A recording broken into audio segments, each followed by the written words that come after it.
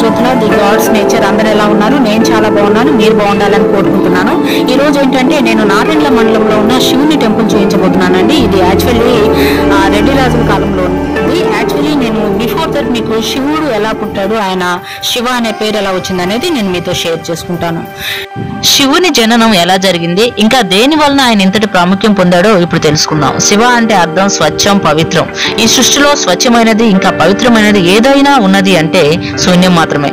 అవును, మీరు విన్నది నిజమే. శూన్యం లేనిది ఈ జగత్తు లేదు. అనంత విశ్వం ఉద్భవించింది ఈ శూన్యం నుంచే. అందుకే విశ్వకర్త అయిన శంకుడు శివ అనే పేరుతో పిలువబడుతున్నాడు. ఏదైనా వస్తువు తయారవ్వాలంటే శూన్యం నుంచే తయారు చేయాలి. చివరకు ఆ వస్తువు శూన్యంలోకే చేరిపోతుంది. కాబట్టి శివుడికి శివ అనే పేరు ఉందని తెలుస్తుంది. ఒకనాడు విష్ణువు బ్రహ్మ తమలో తాము గొప్పవాడెవడన్న విభేదం వచ్చింది. నిజానికి అది విష్ణుమాయ అంటారు. దీనివలన బ్రహ్మదేవుడు ఏమీ తెలియదు, కానీ దాని గురించి బ్రహ్మదేవుడికి ఏమీ తెలియదు. విష్ణువు మాత్రం ఏదో ఒక శక్తి మేమిద్దరం ఉద్భవించడానికి కారణమై ఉంటుందని నమ్ముతాడు. ఇంతకీ శక్తిని మించిన దైవం సృష్టిలో ఏదీ లేదని నమ్ముతాడు జగన్నాథక సూత్రధారి అయిన మహావిష్ణువు. అంతటి మహాశక్తిని లోకం తట్టుకోలేదు కాబట్టి త్రిమూర్తిలో జన్మం ఆవశ్యకమైందని తెలుస్తుంది. అలా ఆ ఇద్దరి మధ్య వాదనల పరిణామం కొనసాగుతుండగా హఠాత్తుగా శూన్యంలో నుంచి ఒక పెద్ద స్తూపం అత్యంత తేజోమయంతో వారి ప్రక్కన ప్రత్యక్షమవుతుంది. దేవుడు నిరాకారుడు, ప్రపంచం అంతా నిండి ఉన్నాడనడానికి ప్రతీక ఈ స్తూపం. అదే ఈ శివలింగం. ఈ స్తూపం ఆది అంతా గురించి చర్చ జరుగుతుండగా వరాహదారుడైనటువంటి విష్ణువు నేలను తవ్వటం మొదలు పెడతాడు. పక్షి రూపంలో ఉన్న బ్రహ్మదేవుడు పైకెగిరి చూస్తుండగా అంతులేని శూన్యం తప్ప ఇంకేమీ కనపడదు. విష్ణువు తన ఓటమిని అంగీకరించి, నిరాకారుడవు నీవు, మనం ఎంత గొప్పవారమైనా చివరికి మిగిలిపోయేది శూన్యంలోకే. శూన్య సిద్ధాంతానికి మారుపేరైన, పవిత్రకు మారుపేరైన నీకు శివుడు అని నామకరణం చేస్తున్నామని చెప్పి విష్ణుమూర్తి శివునికి శివుడు అని నామకరణం చేస్తారనమాట.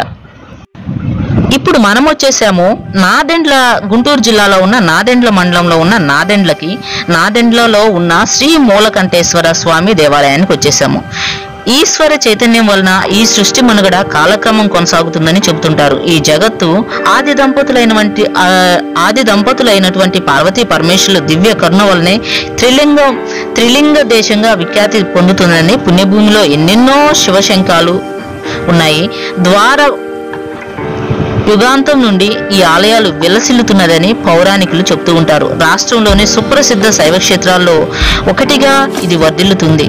గుంటూరు జిల్లాలో ఉన్న ఈ శ్రీ మూలకంఠేశ్వర స్వామి దేవాలయం ఎన్నో ప్రత్యేకతలు నేపథ్యంగా ఉన్నట్లే ఈ కోవలోకే నాదెండ్లలో ఉన్న మండలంలో ఉన్న నాదెండ్ల గ్రామంలో ఉన్న ఈ శ్రీ మూలకంఠేశ్వర స్వామి దేవాలయం కూడా శివోహం. ఈ గ్రామం మధ్యలో సువిశాల లోగిల్లో ఉన్న శ్రీ మూలకంఠేశ్వర స్వామి సన్నిధి భక్తుల పాలిట పెన్నిదిగా అలరారుతుంది. ప్రధాన ఆలయం ముంగిట ధీర గంభీరంగా 4 అంతస్తుల పంచ కలశ స్తూపాకృతిలో రాజగోపురం నెలకొని ఉంది. ఆహ్లాదకరమైన, అత్యంత అద్భుతంగా ఉంది. వాతావరణంలో ఈ ఆలయం శోభిల్లుతూ ఉంది. వర్ణ శోభాలతో కాంతియుతంగా ఉట్టిపడే ప్రాకారాదులు, ఆలయాలు, ముఖ మండపం ఇక్కడి వాతావరణాన్ని మరింత రమణీయంగా చేస్తున్నాయి. ఎక్కడ శివపార్వతులు, శివపుత్రులు ఒకే పీఠంపై దర్శనమిస్తారో అక్కడ శాంతి సౌఖ్యాలు భక్తులకు అందుతాయని ప్రతీక. ఆలయం లోగిల్లో నాగశిలపై భారీ శాసనాలతో క్షేత్ర వైభవాన్ని తెలుపుతున్నాయి. అష్ట దిక్పాలకులు, సకల దేవతలు మూలం సర్వేశ్వరుడు. అందుకే స్వామిని మూల స్థానేశ్వర స్వామిగా పేర్కొంటారు. సమస్త జగత్తులను లాలించి పాలించే ఈశ్వరుడు మూల ప్రకృతి స్వరూపునిగా భాసిల్లుతున్నాడు. ఆద్యంతాలు లేని ఆది దేవునిగా, మహాశివ లింగమూర్తిగా తేజరిల్లుతున్నాడు. మూల స్థానేశ్వరునిగా భక్తులకు నాదెండ్లలో దర్శనమిస్తాడు. ద్వాపర యుగంలో మార్కండేయ మహర్షి మూల స్థానేశ్వరిని ప్రతిష్ఠించినట్టు శాస్త్రాలు చెబుతున్నాయి. గర్భాశయంలోని కైలాస మండపంలో పైనంపై మూల స్థానేశ్వర స్వామి నెలకొని ఉన్నాడు. సర్వాలంకరణయుతంగా సమస్త కళా మేళవింపులతో ఆయన ప్రకటింపబడుతున్నాడు. భక్త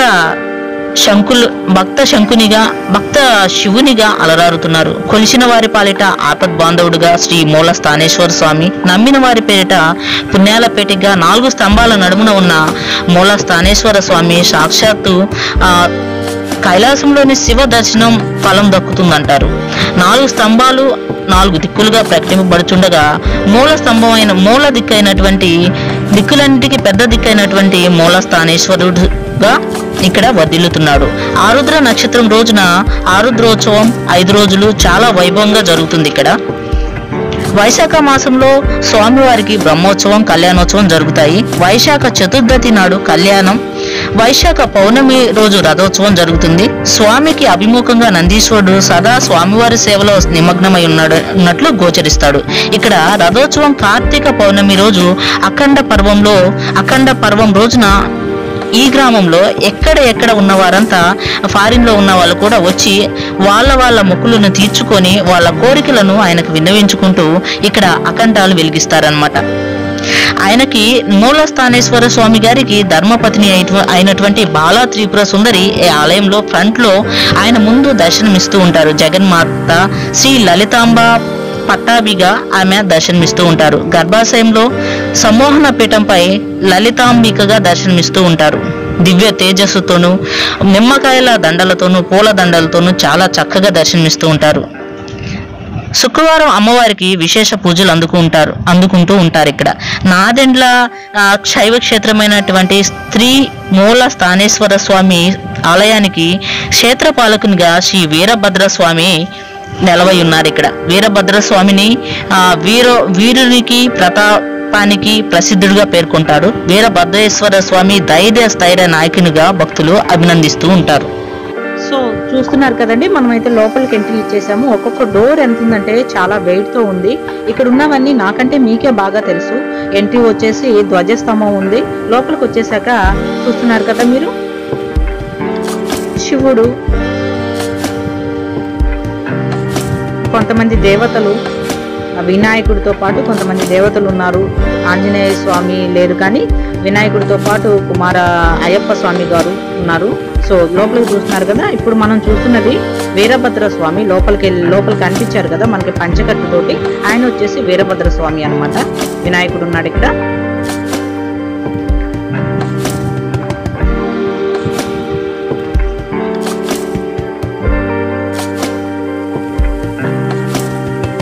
ఇప్పుడు మీరు చూస్తున్నారు ధైర్యానికి సాహసానికి మారు పేరైనటువంటి వీరభద్ర స్వామి ఆలయ క్షేత్రానికి మెయిన్ గా ఉన్నారనమాట. చూస్తున్నారు కదా, ఈ ఆలయాన్ని మొత్తాన్ని కాపాడాల్సిన బాధ్యత వీరభద్ర స్వామిది అనమాట. పక్కనే కలశం ఉంది, చూస్తున్నారు కదా. ఇక్కడ వచ్చేసి ఇవి ఊరేగిస్తారు కదా, అప్పుడు యూజ్ చేస్తారనమాట ఈ విగ్రహాలను.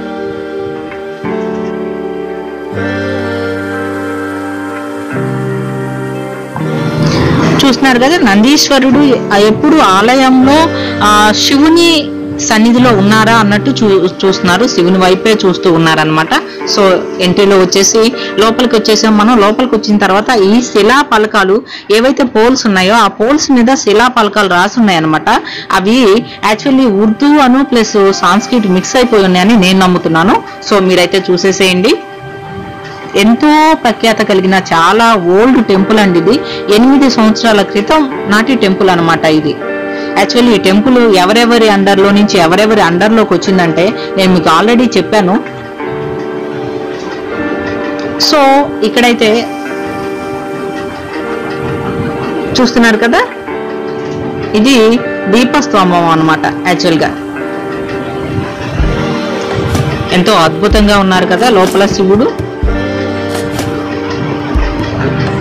చాలా చాలా అంటే చాలా బాగుంది.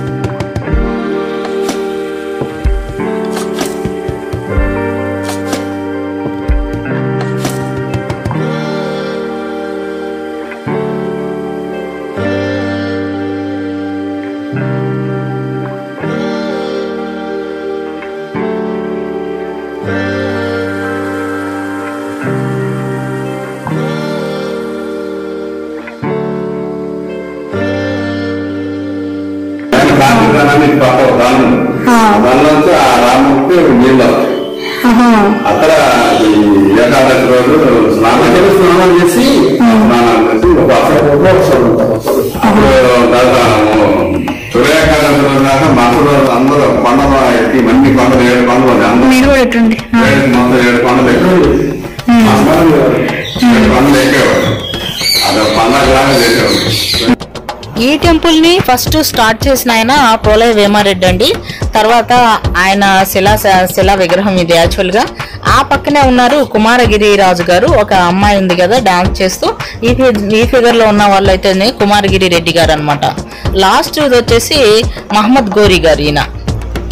ఈయన టైంలో మొత్తము కొల్లగొట్టడం అలా జరిగిందనమాట. చూస్తున్నారు కదా, ఇది లిపి అండి. మొఘల్ చక్రవర్తుల టైంలో మొఘల్ ఎవరైతే రాజ్యాన్ని ముందు పరిపాలించారో ఎండింగ్ పొజిషన్ లో బ్రిటిష్ వాళ్ళకు ముందు వాళ్ళు చెక్కించిన శిలాశాసనాలండి ఇవి గుళ్ళో ఉన్నాయి. సో ఇది ఏ భాష అంటే అరబిక్ భాష అని చెప్తున్నారు. యాక్చువల్లీ ఇది నాకు తెలిసి అరబిక్ కాదు కానీ సాంస్క్రిట్ ఉర్దూ మిక్స్ అయిపోయి ఉన్న లాంగ్వేజ్ అని నేను అనుకుంటున్నాను. సో ఇదైతే స్వామి గారు పైనుంచే ఉయ్యాల అని చెప్పాలి. నాదుల గురించి 101 ఆలయాల విగ్రహం నాదులను హెడ్డింగ్ ఇచ్చారు. ఆంధ్రప్రదేశ్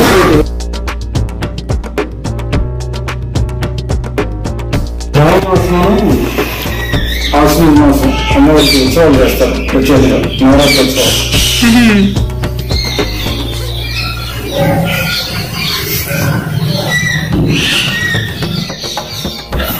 పడేసినప్పుడు విగ్రహం ఆ దిమ్మ నాకు గుంటలో పడిపోయి ఈయన పెద్ద ఒక ఆయన ధర్మకర్తకి రేత్రి కాలొచ్చి అరే నేను ఇక్కడ ఉన్నా పలానా చాట గుళ్ళో పెట్టమని అన్నాడు. ఇక్కడ నుంచి ఆ విగ్రహాన్ని 1500 సంవత్సరంలో క్రీస్తు శకం తరలించారు. ఆయనకు ముందు ఆయన అపురూపంగా ఏం చేశారంటే పోలయ్య వేమారెడ్డి ఆయన రాముడి విగ్రహాన్ని తీసుకొని ఇక్కడికి వచ్చి పెట్టుకున్నారు. ఇప్పటికీ మీకు తెలియని విషయం ఏంటంటే రాముడి విగ్రహం ఇక్కడ, ఆ విగ్రహం అంతకు ముందు ఉన్న విగ్రహం ఇప్పటికీ లేదు, ఇక్కడ లేదు. నేను మొన్న ఎక్స్ప్లెయిన్ చేశాను ఇప్పుడు. ఎందుకంటే అది పక్కనున్నదేమో ఆ రాజుగారు బస్ చేసేవాళ్ళు జస్ట్ విశ్రాంతి దినము. ఆ పక్కనున్నది టెంపుల్ అనమాట. ఆయనకి శివుడు రాముడికి సంబంధించిన ప్రతి రూపం ఆయనకి ఇష్టం అనమాట. కుమారగిరి రెడ్డి గారు అనే ఆయన ఇంకా ఆయన వెళ్ళిపోయిన తర్వాత వాళ్ళ వంశం పోకుండా అటన్నిటిని కాపాడుకుంటా వచ్చారు. ఆ విగ్రహము మరి దేనికి సంబంధించిందో తెలియదు కానీ ఆ విగ్రహం ఇక్కడ నుంచి దొంగిలించబడింది. ఇప్పుడు మీరు చూడబోయేది వచ్చేసి ఇంకొక శిలాశాసనం అండి. ఎంట్రన్స్ లో ఉంది ఇది. చాలా అద్భుతంగా ఉంది. వైశాఖ చతుర్దశి రోజు ఇక్కడ చాలా గ్రాండ్ గా చేస్తారనమాట ఫెస్టివల్. చాలా అద్భుతంగా ఉంటుంది. నేను లైవ్ ఇస్తాను. అక్కడ ఏం చేస్తారు? ఇలాంటి మండపం రథోత్సవం రోజు మామూలుగా ఆల్రెడీ ముందు రోజు కళ్యాణం చేస్తారు. చూస్తున్నారు కదా, ఇక్కడ వచ్చేసి కళ్యాణం అనేది జరుగుతుంది అనమాట. గోపురం అది. యాక్చువల్లీ ఇక్కడ కూడా మీరు ఆర్కిటెక్చర్ గమనిస్తే సేమ్ ఎగ్జాక్ట్ గా ప్రతిదీ పడుతుంది. సో ఇది చూస్తారు కదా, రథము 6 చక్రాలు ఉంటాయంట. సుమారు 100 టన్నుల బరువు ఉంటుందంట ఈ రథము. ఆర్కిటెక్చర్ ఒకసారి చూడండి పైన. సేమ్ కళాకృతి నేను చెప్పినట్టు ఎలా ఉందంటే అలానే ఉంది. రెడ్డి రాజుల వైభవం అంతా ఒకేలాగా ఉంటుంది. యాక్చువల్లీ కళాకృతి ఏం చేస్తారు ఆ టైంలో ఇప్పుడు దేవుడు చూశారు కదా యువత రెడ్డిగా సపరేట్ గా శివుని కాకుండా యువత బలమైన పెట్టున్నారు చూడు. అక్కడ అంటే హనుమంతుడు 5 రోజులు చేస్తారు. 5 days జరుగుతుంది ఇక్కడ బయట. అక్కడ ఏమన్నా విగ్రహం ఏమన్నా ఉందా? వైకుంఠ ఏకాదశి అంటే విన్నా. అలాగే స్వామివారికి ఆరుద్రోత్సవం కోటపల్లి ఆరుద్రోత్సవం జరుగుతుంది కదా, అదే రోజు ముక్కలు చేస్తారు. యాక్చువల్లీ డిసెంబర్ 14th నుంచి జనవరి 14th వరకు 2 టెంపుల్స్ ఉన్నాయి ఇక్కడ పెద్దవి. ఈ 2 టెంపుల్స్ నుంచి కళ్యాణం జరుగుతుంది. ఆ విలేజ్ మొత్తం గ్రాండ్ గా ఊరేగింపు జరుగుతుంది అనమాట. ఊరంతా 1 month స్వామివారి ఉత్సవం జరుగుతుంది. అంటే వస్తాడు దేవుడు, వస్తాడు ఊళ్ళో సాగవాలని చేస్తారు. అంటే కరెక్ట్ గా మనకి మూలకార్త జరపడంలోనండి. ఇక్కడ ఏంటంటే మూలాకర్త జరబడగానే స్వామివారు ఊళ్ళోకి వస్తారు అని చెప్పేసి ముక్కోటి ఆరాధన అనేది జరుగుతుందంట. ఇక్కడ చాలా గ్రాండ్ గా జరుగుతుందంట. ఈ మండపం మొత్తం నిండిపోతుంది.